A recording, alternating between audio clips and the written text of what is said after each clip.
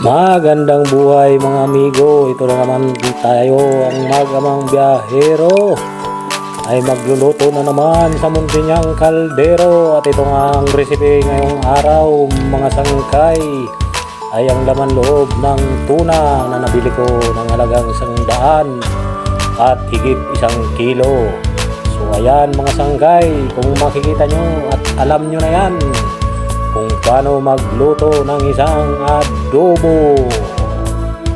So, simpleng sangkap lang mga sangkay, okay na ang inyong ama.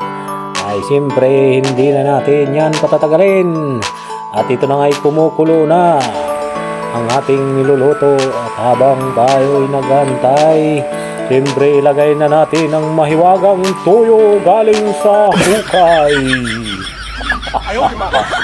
Ay siyempre mga sangkay, hindi kumpleto ang adobo pag walang tuyo. So hukayin ng hukayin lang, ihalo, wag lang sobrahan. Ay baka naman niya ay magawa ng dinuguan pag iyong hinalo ng mabuti. Siyempre baliktarin lang, at wag ang kalderong baliktarin kasi baka wala tayong maulam. Ay Diyos mio Marimar.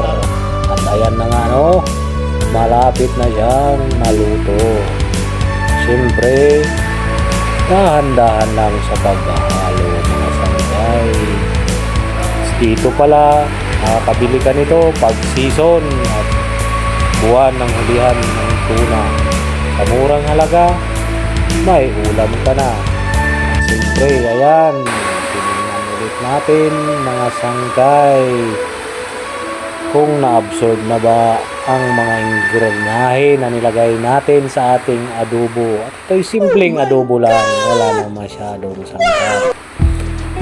Bawang, sibuyas, pa, okay na. At siyempre hindi kumpleto ang pagluluto kung hindi tikman ng iyong ama. O anong masasabi mo? Wow! Siyempre, parang hindi natin nalasahan. Dapat mayroong second bite. Eto mga sangkay, second bite ng inyong ama. Oh, wow! How's the taste, amigo? Alright?